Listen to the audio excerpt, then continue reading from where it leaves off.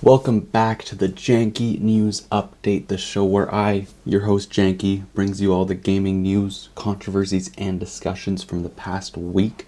And I know I've been gone for a couple weeks. It's been about 2, maybe even 3 weeks since I've done one of these.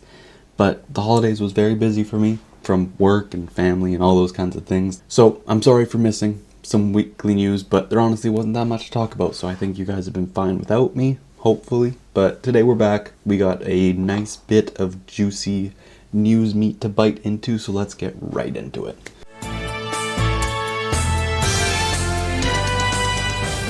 This one genuinely caught me off guard, and I'm talking about Witcher 3 expansion.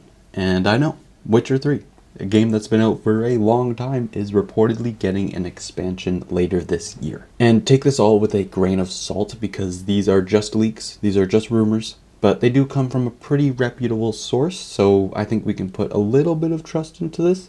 But don't get your hopes up because we know how the game industry works. This could be nothing, or it could get cancelled, or it could get delayed, all those things.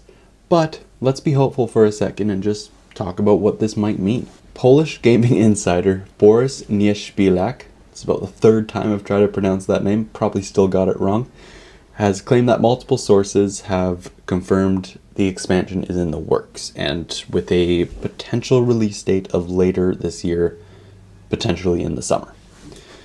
Now, I definitely didn't have a Witcher 3 expansion on my 2026 bingo card, but it does kind of make sense. I mean, The Witcher 4 is right around the corner now. Even if right around the corner means a year or two, it still is right around the corner. And I think a little bite-sized expansion of a game that we already love is a perfect way to build hype.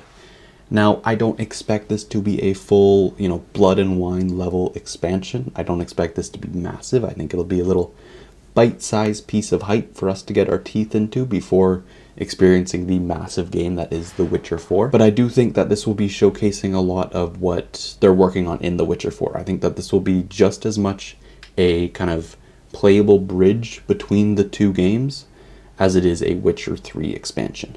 I think we'll be playing mostly as Ciri. I think that'll be the main focus of the game. I also think that it'll be showing off some new abilities, maybe some little pieces of story that we're going to need to be able to play The Witcher 4 in its entirety. Either way, if you still haven't played The Witcher 3, this feels like a perfect opportunity to get right into one of the best games made in the past decade or so, or probably more than a decade. When did that release? 2013?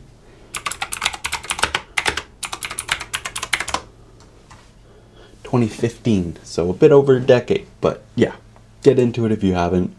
It is genuinely amazing, as a lot of people would have already told you. And with that being said, I am definitely planning on replaying it. I want to replay The Witcher 3, and then this expansion, and then go straight into The Witcher 4, all seamlessly. I think that'll be a lot of fun.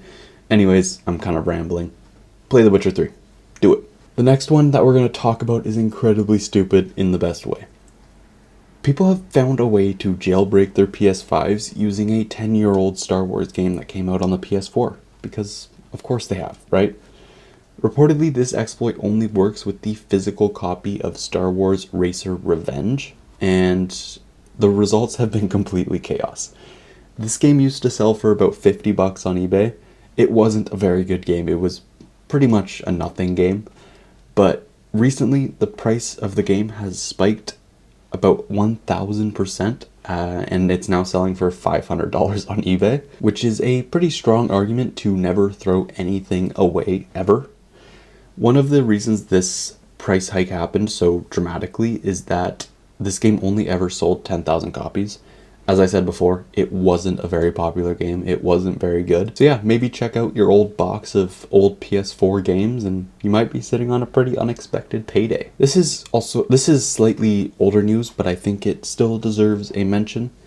About a month ago, Katsuhiro Harada announced that he'd be stepping down from Bandai Namco as a chief developer after nearly 30 years with the company. Harada has been a driving force behind Tekken since Tekken 3 all the way back in 1997, and he is a big reason that Tekken stands toe-to-toe with the likes of, Mortal Kombat and Street Fighter in the fighting game landscape. Harada has seen Tekken, survive multiple console generations, art style changes, whatever the Tekken lore is supposed to be, and this is definitely a end of an era for the franchise and for fighting games as a whole. And on New Year's Eve, he put out his final quote as a Bandai Namco employee, saying that, "I am no longer a developer / creator of the Tekken series.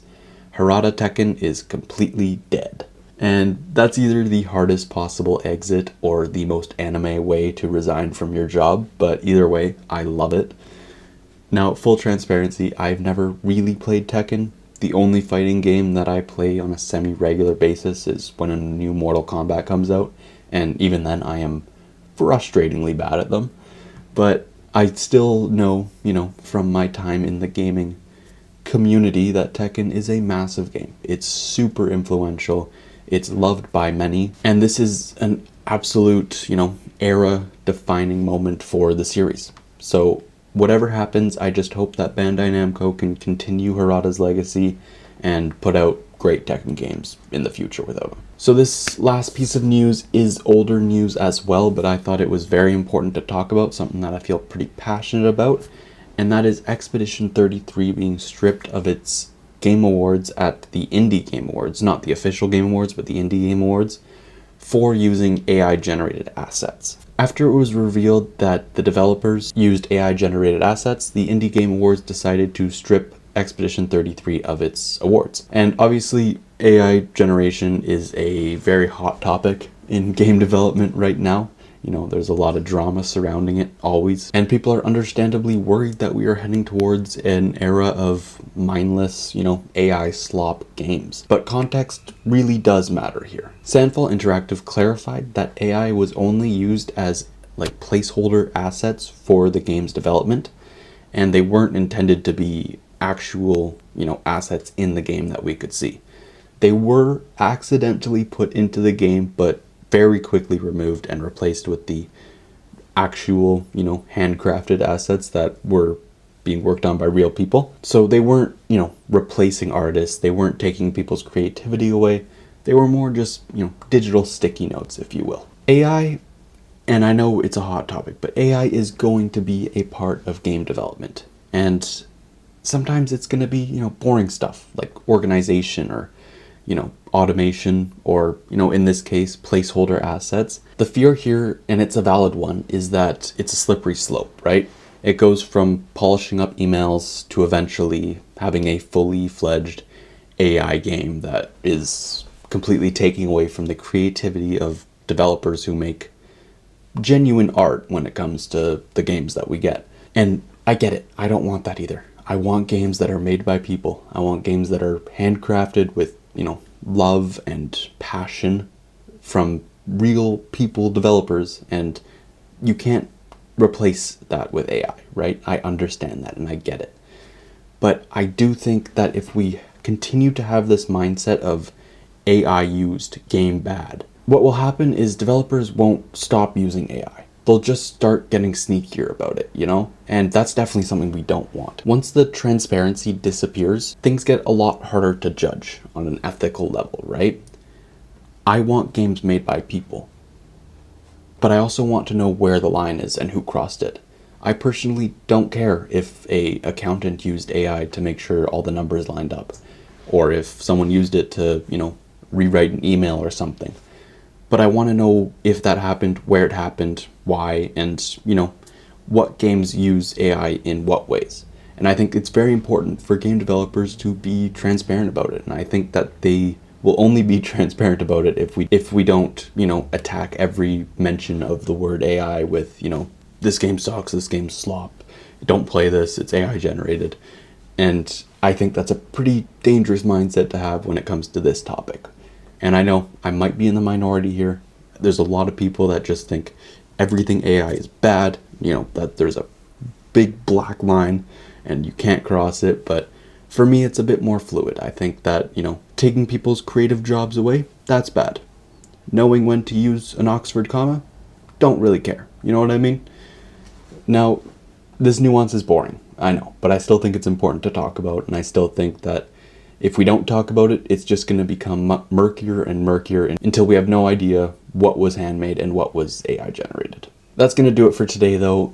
Between surprise Witcher expansions, accidental PS5 jailbreaks, legendary devs dramatically killing their online personas, and a bunch of AI controversy. The game industry remains deeply normal and completely stable, right?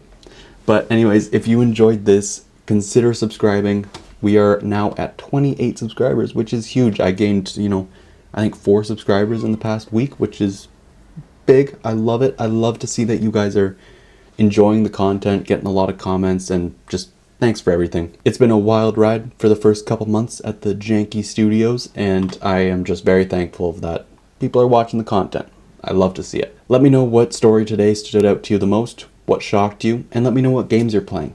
I always love to hear what people are playing. As for me, I've been replaying Red Dead 2, absolutely loving it as I did the first time, and I'm also just playing a bunch of Mario Kart 8 because who doesn't love Mario Kart? But anyways, I've been Janky. I'll catch you in the next one.